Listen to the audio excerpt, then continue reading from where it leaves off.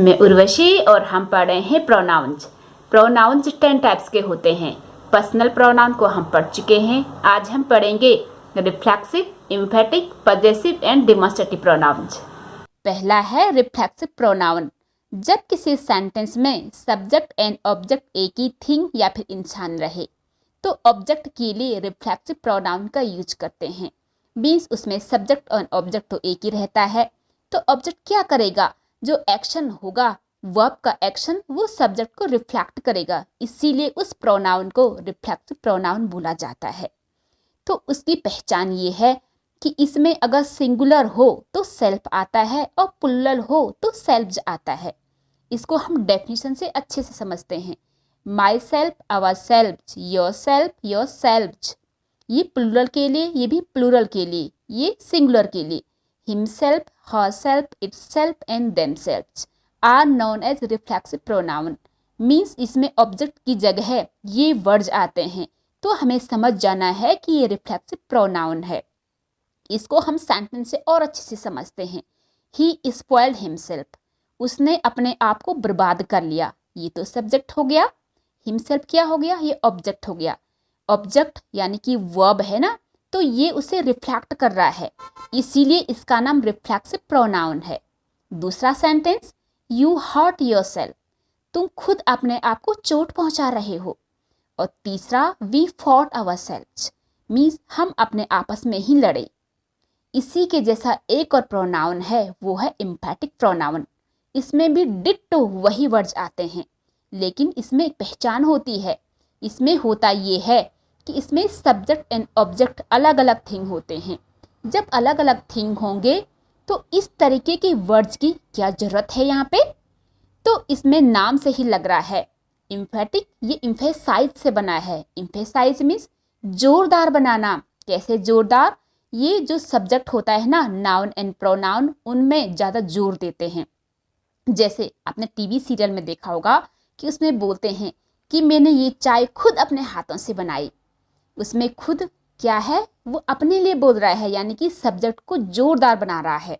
उसी तरीके से यहाँ पर एग्जाम्पल है कि आई माई सेल्फ डिड इट, मैंने इसे खुद किया। तो यहाँ पर देखिए, आई है सब्जेक्ट और ऑब्जेक्ट क्या है, इट है। माई सेल्फ ये जोरदार बना रहा है आई के लिए, यानी कि मैंने खुद इसे किया। दूसरा, you can yourself talk to him, तुम खुद उससे बात कर सकते हो। यू है सब्जेक्ट और हिम हो गया ऑब्जेक्ट। योरसेल्फ, इसने यू पे ज़्यादा इम्फेसाइज किया, यानी उसे जोरदार बनाया। अब इसकी डेफिनेशन हम देखते हैं। Pronouns used for the sake of emphasis और नाउन्स और प्रोनाउंस। मीन्स कि एम्फेसिस जो नाउन एंड प्रोनाउन को जोरदार बनाने के लिए जो प्रोनाउंस का यूज किया जाता है ना, तो वही होते हैं हमारे एम्फेटिक प्रोनाउन। तो एम्फेटिक एंड रिफ्लेक्सिव में क्या डिफरेंस है, हम यहाँ पर देखते हैं कि रिफ्लेक्सिव, अभी जो हमने ऊपर पढ़ा उसमें सब्जेक्ट एंड ऑब्जेक्ट तो सेम थिंग होती हैं, लेकिन एम्फेटिक प्रोनाउन में जो हम अभी पढ़ रहे हैं उसमें सब्जेक्ट एंड ऑब्जेक्ट अलग अलग चीज़ें होती हैं। अब यहाँ पर एग्जाम्पल से हम समझते हैं। पहला, ये रिफ्लेक्सिव का है, जो कि इसमें सब्जेक्ट एंड ऑब्जेक्ट एक ही थिंग होती है। जैसे यू हर्ट योरसेल्फ, तुम खुद अपने आप को चोट दे रहे हो, तो उसमें क्या है, सब्जेक्ट एंड ऑब्जेक्ट एक ही चीज़ है, तो ये हो गया रिफ्लेक्सिव। और इसमें पहचान है कि जो ऑब्जेक्ट है उसमें सेल्फ यूज होता है, सेल्फ या फिर सेल्फ, सिंगुलर एंड प्लुरल के हिसाब से। और दूसरा, ये एम्फेटिक का हम देखते हैं। ये जस्ट नाउन या प्रोनाउन के बाद आता है, जो कि सब्जेक्ट होता है। यू योरसेल्फ एडमिटेड इट, यानी कि तुमने खुद इसे कबूल किया। अब है इसमें तीसरा, पजेसिव प्रोनाउन। ये नाम से ही लग रहा है। पजेसिव जो कि पोजीशन से बना होता है। पोजीशन यानी कि अधिकार में। ऑनरशिप मीन्स हम बोलते हैं कि ये चीज़ मेरी है, ये तुम्हारी है, ये इसकी है, ये उसकी है। और इसमें आपको एक बात ध्यान रखनी है, ये मोस्टली सेंटेंस के एंड में आते हैं।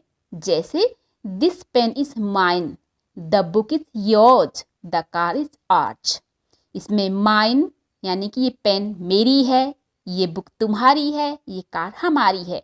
ये तीनों जो एंड में आए हैं ना, ये पजेसिव प्रोनाउन है। अब है इसकी definition. The pronoun which is use to denote possession और ऑनरशिप, यानी कि वो प्रोनाउन जो कि पोजेशन एंड ऑनरशिप को डिनोट करने के लिए यूज किया जाता है। ये एग्जाम्पल माइन, आज, योज, हज, हिज एंड देयज। इसमें एक भी ये भी पहचान है, ज़्यादातर इनके एंड में एस आता है, सब ऐसे माइन को छोड़ करके। अब है इसमें लास्ट वाला डिमॉन्स्ट्रेटिव प्रोनाउन। डिमॉन्स्ट्रेट करता है, जो डिमॉन्स्ट्रेट क्या होता है, जो इंगित करता है। इंगित मीन्स सूचित करता है, निर्देशित करता है, मीन्स फिंगर से पॉइंट आउट करता है। जैसे हम दुकान में जाते हैं तो हम बोलते हैं हमें ये नहीं वो वाली पेन चाहिए, है ना, यानी कि दिस वन, दैट वन। इसी तरीके से इसकी पहचान है this, that, these and those. जो वर्ड्स आते हैं ना तो वही होते हैं डिमॉन्स्ट्रेटिव प्रोनाउंस, यानी कि यह, वह, ये, वो, है ना। तो इसकी definition, pronouns that point out the person और things for which they stand, यानी कि वो थिंग्स या फिर पर्सन जहाँ पर वे होते हैं उन्हें पॉइंट आउट करने के लिए जो प्रोनाउंस यूज होते हैं वही होते हैं हमारे डिमॉन्स्ट्रेटिव प्रोनाउंस। यहाँ पर एग्जाम्पल है this and these and those, और ये हैं सेंटेंस से हम समझते हैं। दिस इज अ बैंक, है ना, फिंगर से जो पास वाला होता है। दैट इज अ काउ, जो दूर वाला होता है। दीज आर एप्पल्स, ये सेब हैं।